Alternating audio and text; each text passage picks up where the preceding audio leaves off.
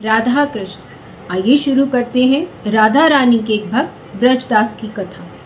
बरसाना में एक भक्त था जिसका नाम था ब्रजदास और उनकी पुत्री का नाम था रतिया।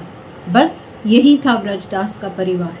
ब्रजदास दिन भर अपना काम करते और शाम को श्री जी के मंदिर में जाकर दर्शन करते। वहाँ जो संत आए होते थे उनका सत्संग करते। बस यही था उनका नियम। एक बार संत ने कहा, भैया हमें नंदगांव जाना है, सामान ज़्यादा है और पैसे नहीं हैं, नहीं तो हम कोई सेवक ले लेते। अगर तुम हमें नंदगांव पहुंचा दो तो बहुत आभार होगा। ब्रजदास ने हाँ भर दी। ब्रजदास ने कहा, गर्मी का समय है, सुबह जल्दी चलना ठीक रहेगा, जिससे कि मैं 10 बजे तक वापस आ जाऊं। संत ने कहा, ठीक है, मैं सुबह 4 बजे तैयार रहूँगा। ब्रजदास ने अपनी बेटी से कहा, मुझे एक संत को नंदगांव पहुंचाना है, समय पर आ जाऊंगा, प्रतीक्षा मत करना। ब्रजदास सुबह 4 बजे राधे राधे करते हुए नंगे पांव संत के पास पहुंच गए। संत ने सामान ब्रजदास को दिया और ठाकुर जी की पेटी और बर्तन स्वयं ले ली। रवाना हुए अभी कुछ ही देर हुई थी, परंतु संत को श्वास का रोग था, इसलिए कुछ देर तो चलते फिर बैठ जाते। इस प्रकार नंदगांव पहुंचते पहुंचते तो उन्हें 11 ही बज गए। ब्रजदास ने सामान रखा और आज्ञा मांगी कि चलता हूँ। संत ने कहा, जून का महीना है, 11 बज रहे हैं, जल पी लो, कुछ जलपान कर लो, फिर जाना। ब्रजदास ने कहा, बरसाने की वृषभानु नंदिनी नंदगांव में ब्याही हुई है, अतः मैं यहाँ जल नहीं पी सकता। संत की आंखों में अश्रुपात होने लगी।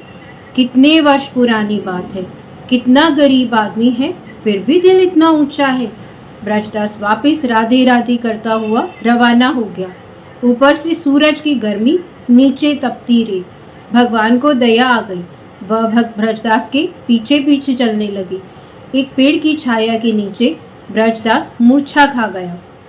भगवान ने उसे उठाने का बहुत प्रयत्न किया, परंतु उसकी मूर्छा दूर नहीं हो रही थी। भगवान ने विचार किया, मैंने अजामिल गीत गजराज को, तारा द्रौपदी को संकट से बचाया, फिर इस भक्त के प्राण क्यों नहीं बचा पा रहा। तब भगवान ने सोचा कि एक ही उपाय है, लगता है ब्रजदास की राधा रानी को बुलाना पड़ेगा, वही इनके प्राणों की रक्षा कर सकती है। वह भरी गर्मी में राधा रानी के पास पहुंच गए। भगवान भी पूरे मस्खरे हैं। उन्होंने कहा, राधा रानी, तुम्हारे पिताजी वहाँ पेड़ की छाया में मूर्छित पड़े हुए हैं। बरसाना और नंदगांव की डगर पर पड़े पड़े वह मूर्छित हो रहे हैं। तुम्हें ब्रजदास की बेटी के रूप में भोजन और जल लेकर चलना होगा। राधा रानी फटाफट तैयार होगी। पिताजी पिताजी कहकर आवाज लगाई। ब्रजदास जागे। कहा, बेटी तू यहाँ? बेटी ने कहा, पिताजी आप पानी पियो।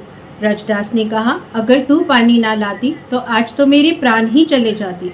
कितनी अच्छी संतान है। फिर बेटी ने कहा, पिताजी भोजन कर लीजिए। ब्रजदास ने कहा, मैं तो भोजन कर लेता हूँ, लेकिन तुम यहाँ कैसी आई? तब बेटी ने कहा, पिताजी आप भोजन करो, घर में मेहमान आए हैं, मुझे फटाफट घर पहुँचना है, आप पीछे पीछे आराम से आ जाना। ब्रजदास ने भोजन किया और उसके बाद अपने घर की तरफ चल पड़ा। जब शाम को ब्रजदास घर पहुँचा तो आकर बेटी से कहा, कहाँ है मेहमान? तो बेटी ने कहा, कौन से मेहमान? ब्रजदास ने कहा, जब तुम पेड़ की छाया के पास आई थी तो तुमने कहा था ना कि घर में मेहमान आए हैं। बेटी ने कहा, पिताजी मैं तो सुबह से घर पर ही हूँ और कोई मेहमान भी नहीं आया। ब्रजदास समझ गए, उन्हें सारी बात समझ में आ गई। उन्होंने कहा, आज मेरी बेटी के रूप में मुझे राधा रानी के दर्शन हुए थे। ऐसे हैं भक्त, ऐसे हैं उनके भगवान। जय श्री कृष्ण, जय राधा रानी की।